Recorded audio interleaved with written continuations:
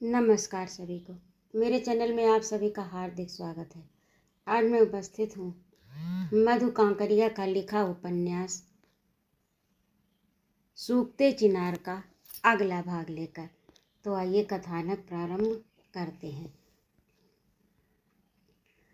रात अर्दली खाना लाया तो फिर उसने पूछा, क्या मिलिटेंट के साथ कोई मुठभेड़ हुई है?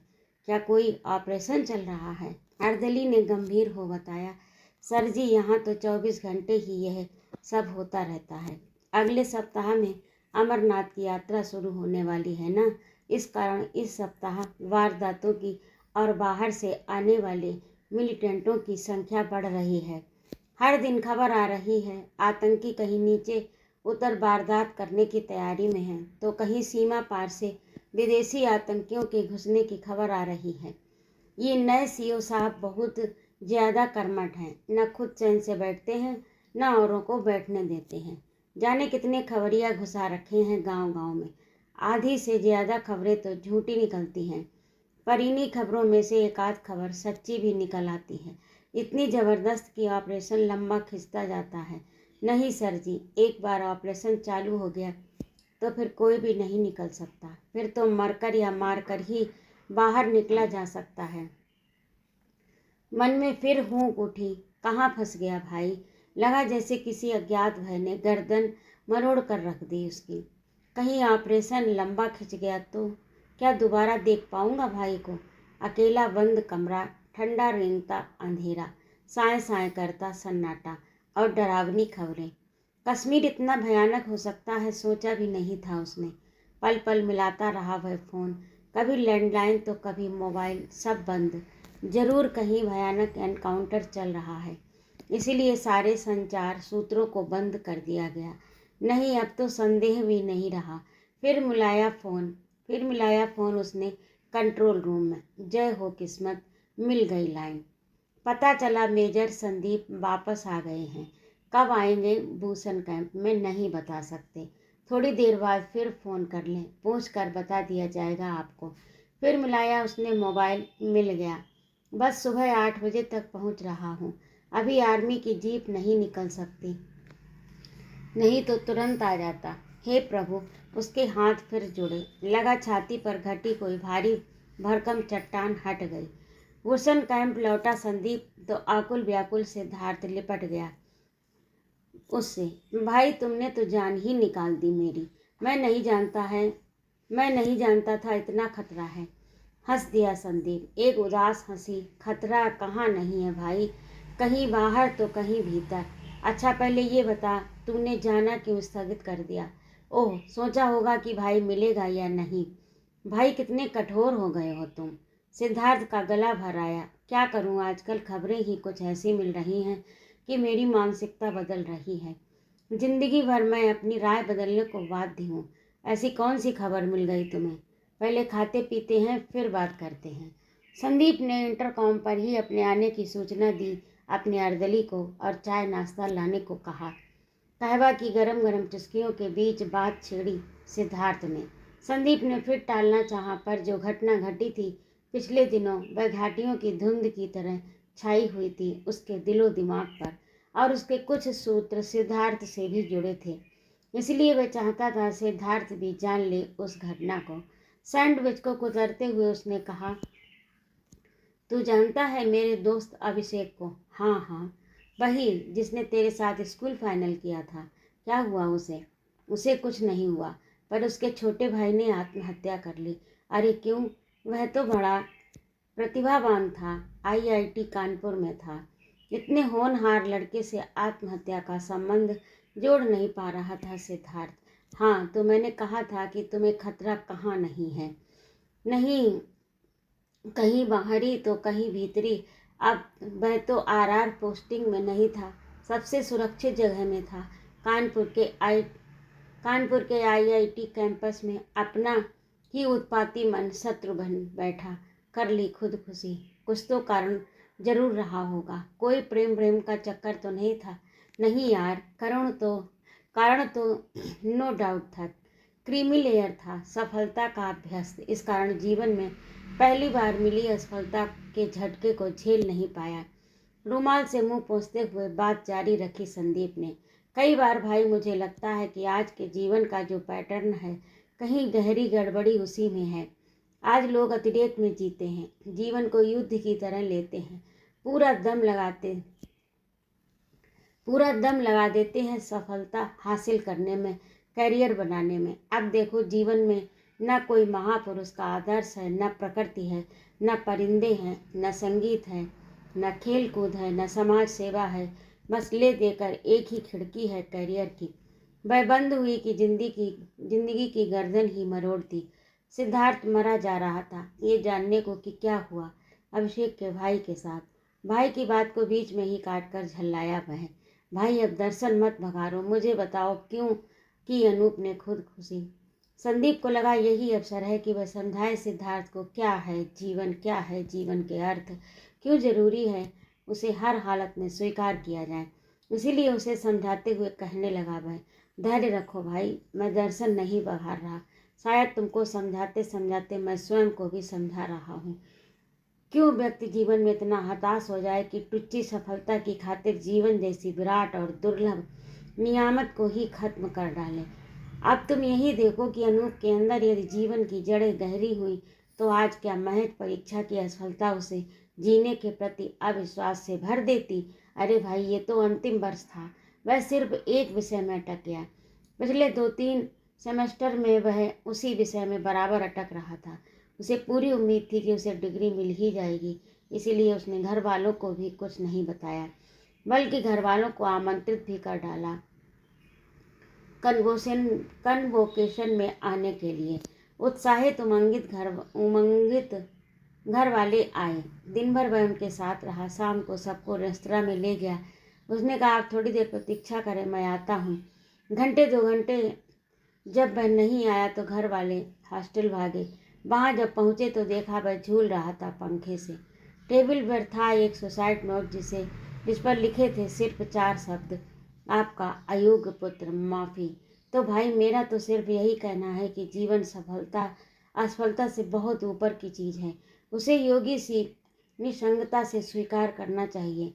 खुद जब मैं नया आया था आर्मी में, तो यहाँ की कठोर दिनचर्या और जबरदस्त अनुशासन से घबराकर अक्सर भाग जाने की सोचता, पर तभी भीतर से एक आवाज़ आती कि मैं एक सैनिक हूँ और सैनिक कभी पीठ नहीं दिखाता।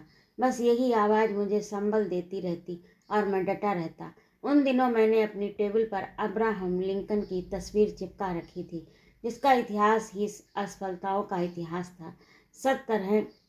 70 बार वह चुनाव हारा, 18वीं बार वह जीता, पर उसने आत्महत्या नहीं की। 17 बार वह चुनाव हारा, पर 18वीं बार जीता, पर उसने आत्महत्या नहीं की, क्योंकि वह जीवन जीता था, सफलता नहीं। लय ताल में बहते दोनों भाई जमकर जीवन की, घर परिवार की, भावी योजनाओं की बातों में मशगूल थे। फिर सुनाई देने लगी उन्हें अर्दली की आत्मा लाभ की आवाज़ें। 2 दिनों तक अर्दली के साथ रहते रहते सिद्धार्थ थोड़ा बहुत अभ्यस्त हो गया था उसके बड़बड़ाने का, लेकिन वह जानना चाहता था कि ये बड़बड़ाना क्या उनके किसी मानसिक रोग की उपज है या यूं ही उसकी आदत। इसीलिए भाई के तैयार होकर निकलने से पहले ही फिर पूछ डाला उसने, भाई तुम्हारा ये अर्दली क्या नाम है इसका? हाँ मैथ्यू जॉर्ज। जब देखो अपने आप ही बड़बड़ाता रहता है, जाने किस किस को कोसता रहता है। इसे क्यों नहीं समझाते तुम जीवन के अर्थ? खुलकर हंस पड़ा संदीप एक मुद्दत बाद, और तभी लगा उसे कि कितना जरूरी है उसके लिए इस प्रकार हंसना। कुछ देर तक वह मैथ्यू जॉर्ज को निहारता रहा सहानुभूति के साथ। फिर एक साथ लंबी सांस खींचकर कहा उसने, क्या क्या सुनोगे भाई? हर एक की जिंदगी में यातनाओं की एक लंबी सुरंग, एक महागाथा है। ये तो जॉर्ज है ना? मेरे आने से पहले वह जिस मेजर के घर में था, उसकी पत्नी उससे न सिर्फ सारे घरेलू काम करवाती, वरन अपने अंतः वस्त्र तक उसे दे देती, जा धोकर ले आ। उसकी ब्रा और पैंटी धोते धोते बेचारा विक्षिप्त हो गया, और तो कुछ कर नहीं सकता था वह। इस कारण उसने मेजर की पत्नी के लिए बाथरूम में अश्लील बातें लिखनी शुरू कर दी। मेजर की पत्नी का तो कुछ नहीं बिगड़ा, इस बेचारे पर अनुशासनात्मक कार्रवाई हो गई। तब से विक्षिप्त सा हो गया है, और जब तक उसे कोसता रहता है। ध्यान से सुनो उसका बड़बड़ाना। एक नाम बार बार आएगा, कविता। वह उसी मेजर की पत्नी का नाम है। एकाएक सिद्धार्थ ने भावुक होकर कहा, भाई सच सच बताओ, क्या तुम खुश हो अपनी ज़िंदगी से, फौज की नौकरी से? पिछले 24 घंटों में मेरी तो नसें यहाँ इतनी फूल गई कि लगता है अब तड़की की अब फटी। कैसे झेलते हो तुम इतना तनाव, इतनी मारक हैरानियाँ? संदीप ने पटरी बदलते हुए कहा, यार जब से तू आया है 4 दीवारी में ही कैद है, इसीलिए फट रही हैं तेरी नसें। चल तुम्हें घुमाने की व्यवस्था करता हूँ, और नहीं तो कम से कम नारायण नाग, डल झील और मुगल बाग तो तू देख ही ले। पाखुरी पाखुरी खिल गया सिद्धार्थ। भाई तो ऐसा, वाह वाह, बहुत अच्छा। सिद्धार्थ को भेजने की व्यवस्था कर अपनी यूनिट में पहुंचे मेजर संदीप तो वहां की हवा ही बदली हुई थी। वह उत्तेजना, खुशी, विजय, रोमांच से भरपूर एक शाम थी जिसे इतना स्मरणीय बनाया गया था। अल्फा कंपनी के कमांडर मेजर भूपेश सिंह ने हर यूनिट से आ रहे थे बधाई के संदेश। राष्ट्रीय राइफल्स में ये अपनी तरह की इकलौती पहली घटना थी जिसमें बिना किसी ऑपरेशन या मुठभेड़ या बंदूक चलाए ही दुश्मन को ढेर कर दिया गया था। और उस सुखद घटना को अंजाम दिया था मेजर भूपेश सिंह ने अपनी अद्भुत सूझबूझ से। किस्सा कोताह यूं था। इंसानी रिश्तों की आंतरिक ताकत और कमजोरी में विश्वास करने वाले मेजर भूपेश सिंह अक्सर एक आतंकी हसन रॉकी को मोबाइल पर फ़ोन कर उससे संवाद किया करते थे। कई बार यूं ही टाइम पास, मारका गप, बातचीत। दोनों जानते थे कि दोनों खून के प्यासे हैं और भी खाली समय में गपियाने से किसी को भी परहेज नहीं था। दोनों दो अलग अलग दुनियाओं के बाशिंदे, इसीलिए दोनों से सावधान रहते हुए सतर्कतापूर्वक बातें करते रहते। यद्यपि बीच बीच में हसन राकी का दिमाग उसे खबरदार, होशियार करता रहता, पर वह सोचता कि हरामी हिंदुस्तानी फौजी क्या बिगाड़ लेगा मेरा, कौन जाने मैं ही उसका कुछ नुकसान कर जाऊं। भूपेश सिंह सोचते, क्या हर्ज है बात करने में, कौन जाने इसी प्रकार बतियाते बतियाते एक दिन वे उससे आत्मसमर्पण करवा लें, और नहीं तो कम से कम उसे मानसिक रूप से तो तोड़ने का मौका खोजते ही रहेंगे। फिर इतने दिनों तक राष्ट्रीय राइफल्स में कर रहते रहते मेजर भूपेश सिंह मिलिटेंट की भीतरी दुनिया, उसकी केमिस्ट्री और उसके मनोविज्ञान को भी बहुत कुछ समझ गए थे। वे समझ गए थे कि कोई भी मिलिटेंट अपने साथी मिलिटेंट पर कभी भी 100% विश्वास नहीं करता। कब कौन बदल जाए, किस दबाव में आ जाए, सब कुछ एक अंदाज, कुहासा और धुंध में ही चलता रहता है। क्योंकि आर्मी की तरफ से आत्मसमर्पण, खबरिया बनाने व मिलिटेंट के रूप में आम कश्मीरी को मिलिटेंट के गढ़ में खुफियागिरी के लिए घुसाने की सारी कवायद भी साथ साथ चलती रहती है। बहरहाल मेजर भूपेश सिंह ने एक शाम यूं ही टाइम पास फ़ोन किया हसन राकी को। जनाब बाथरूम में थे, जैसे ही बजा मोबाइल उसके मिलिटेंट दोस्त अहमद रशीद ने मोबाइल उठाया। जैसे ही नाम चमका वह चौंक गया। हिंदुस्तानी आर्मी के यहाँ से फ़ोन, आदिम जिज्ञासा, दुश्मनों के यहाँ से फ़ोन। उसने झट से लपक लिया। हेलो। रेजर शार्प बुद्धि वाले मेजर भूपेश सिंह जैसे ही हेलो गया कान में, समझ गए आवाज़ बदली हुई है। आनन फानन में बड़ी स्वाभाविकता से कहा, यार कब मरवा रहे हो उसे? कान खड़े हो गए अहमद रशीद के। भक से जल उठी दिमाग की बत्ती। दोस्त के पास फ़ोन, वह भी आर्मी अफसर का, और कह रहा है कि यार कब मरवा रहे हो उसे? निश्चय ही हसन नाकी मिल गया है आर्मी वालों से और उसे ही मरवाने की योजना बना रहा है। इसीलिए बुलाया गया है उसे इतने आग्रह और मनुहार से। आहत और आशंकित दोस्त ने पिस्तौल की नोक बाथरूम के दरवाजे की ओर कर दी, और जैसे ही बाहर निकला हसन नाकी, ब्लडी बास्टर्ड, धाएं धाएं। हसन नाकी छटपटाया, आंखों में अविश्वास और आश्चर्य। आर्मी ने नहीं, अपने दोस्त ने ही मार डाला उसे। वह छटपटाया, फड़फड़ाया और मर गया। हींग लगी न फट करी और एक आतंकी ढेर। मेजर भूपेश के साथ पूरी यूनिट बल्ले बल्ले कर रही थी। बस एक मेजर संदीप ही थे जो पूरी तरह खुशी और उल्लास में डूब नहीं पा रहे थे, बस ऊपर ही ऊपर तैर रहे थे। यद्यपि कंपनी कमांडर मेजर भूपेश के लिए उन्हें खुशी जरूर थी, पर जाने की उस घटना के बाद से ही एक गहरी उदासी पीछा करती रही उनका। रह रहकर विचारों की झील में कंकड़ फेंक व्रत पैदा करती रही। कितना सस्ता जीवन क्षणों की धारा पर उछलता, मात्र संयोगों पर जीता जीवन। ये तो मात्र संयोग ही था कि फ़ोन हसन राकी नहीं उठा पाया। कई बार उनके और उनके साथियों के साथ ये हुआ कि वे मरते मरते बचे, पर कब तक साथ देगा ये संयोग। यूनिट में सैंपल खुल रहे, जश्न मन रहा। मेजर संदीप है कि खुद से ही पूछ रहे, माना ये घटना मेजर भूपेश के प्रेजेंस ऑफ माइंड की अद्भुत मिसाल है, पर क्या ये चीज़तें मानवीय विश्वास और टूटते भरोसे की त्रासदी नहीं? विश्वास तोड़ने की एक हल्की सी चेष्टा और सीधी मौत। सॉरी। आर्मी के लिए भले ही उपलब्धि हो, पर मानव सभ्यता के लिए क्या ये हादसा नहीं? दोस्त को कपट से दोस्त के हाथों मरवा डालना। पर पूरी यूनिट तो उसी प्रकार नहीं सोचती जिस प्रकार से वे सोच रहे हैं। पर पूरी यूनिट तो गलत नहीं हो सकती, तो क्या वे ही गलत है अपनी सोच में, या वे ही नहीं सोच पा रहे हैं आर्मी के सत्य को? आर्मी को विचारों की झील में गहरे उतर जाते हैं संदीप। मन की उदासी उतरती शाम की उदासी के साथ मिलकर और घनीभूत हो जाती है। जाने कि उन्हें लगने लगा है आजकल कि हिंसा की इस बाढ़ में वे सब की तरह बह जाएंगे। वे ही नहीं, पूरी मानवता। क्या इसीलिए कमजोर कश्मीर की नदियां नहीं सूख रही, धूप नहीं पड़ रही काली? जब जब होती है कोई वारदात, कई प्रश्न कीड़े की तरह रेंगने लगते हैं उनकी देह के पोर पोर में। विडंबना यह है कि किसी से खुलकर कुछ नहीं कह सकते, अपने वरिष्ठ अफसर के समक्ष तो बिल्कुल भी नहीं, क्योंकि यहाँ सिर्फ ऑर्डर चलता है, बहस के लिए कोई गुंजाइश नहीं। हाँ, अपने इकलौते और आत्मीय मित्र मेजर राठौर जब तब संभाल लेते हैं उन्हें, सुन लेते हैं उनकी, समझने की चेष्टा भी करते हैं उनके विचारों को। आज भी मेजर राठौर ने ही झेला उनको। देख, तेरे साथ दिक्कत यह है कि तू सोचता बहुत है, और यहाँ आर्मी में बहुत अधिक सोचना न सिर्फ शिष्टाचार वरन अनुशासन के भी खिलाफ है। हाँ, सोचा इसलिए तो आर्मी में चला आया, वरना पिता का व्यापार ही क्या कम था मेरे लिए। उसने फिर सोचा, पर प्रत्यक्षतः यही कहा। हाँ, मैं विचारों और मूल्यों को अहमियत देता हूँ, क्योंकि मैं मानता हूँ सभ्यता की इस सुदीर्घ यात्रा में इंसान ने जो सबसे बेशकीमती इकट्ठा किया है वे विचार और मूल्य हैं। तो फिर ये जान ले मेरे हीरो कि तेरे जैसे लोग तो बेहतर भारत और उच्चतर सभ्यता की स्थापना के लिए यहाँ घुसे हैं, उनका कोई भविष्य नहीं है।